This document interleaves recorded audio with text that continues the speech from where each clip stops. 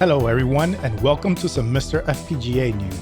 This week, we will be talking about the arcade game Smash TV, the Nintendo 64 core, an upcoming I/O board, and more. So let's get to it. Retro Castle is working on a more affordable NFC scanner PCB with a range of over 5 centimeters. It will be fully compatible with Whistle's NFC script. The design will be open source, so any MiSTer vendor will be able to develop and sell it. If you're not familiar with the NFC script, it allows you to use NFC tags to run games. Check out my video going over the script for more details.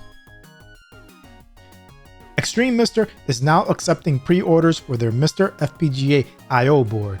The board supports JAMA and JVS, 3 CRTs and 1 HDMI output at the same time, multi-host and 4-player snack, and more. 3 different boards with different features are being offered. It also does not have to be used in arcade cabinets and can be consoleized for regular home setups. The board will also support the upcoming Mars FPGA project. Check out XTREME MiSTer's homepage for the full details.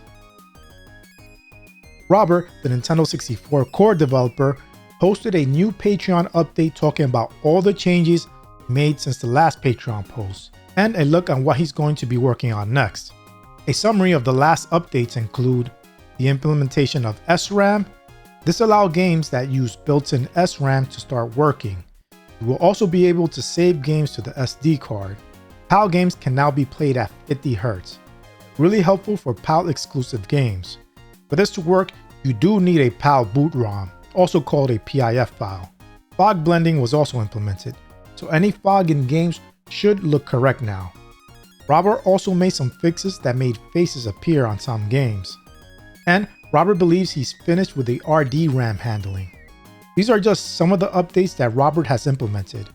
For future updates, Robert is thinking of working on RDP improvements, flash saving, controller pack support, or some other things. On the Patreon post, Robert goes into much more detail regarding the changes, so consider supporting him on Patreon to get these updates. Later in the week, Robert showed off another update.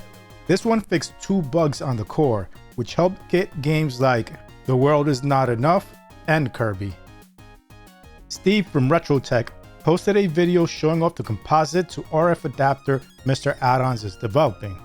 He goes over how to use it and shows us how the image quality looks. There are a lot of RF-only televisions out there, and this is a great device to pair with your MiSTer if you have one of those. Pramod posted a video of Smash TV booting up on the MiSTer FPGA. It's not yet pixel perfect, but he has the Y-unit based platform working. The game uses a lower resolution than NARC, and its pixel clock is 8 MHz. This helps the game fit in one SD-RAM module. However, this is not set in stone and can change as development continues on the game. Track 17 announced that Pramod's cores will now join the CoinOp Collection distribution. So, if you haven't yet done so, you should enable CoinOp Collection in the Update All Script settings to obtain his cores and many other ones not on the standard downloader. Pramod brought us cores like the Rising core that can run several shooters, and is working on the Midway Y and Z unit cores that will get NARC, Smash TV, and Mortal Kombat working. So that's it for this episode. I provided links to all my sources in the description. Make sure you also check out RetroRGB.com to see my MiSTer news videos in blog form and to get more retro related content. And if possible, support them on Patreon too. Anyway, I hope you enjoyed this video. If you did, please give it a like, and if you want to see more content like this, hit the subscribe button and its bell icon so you can get notified of future videos. Thanks for watching, and I'll speak to you next time.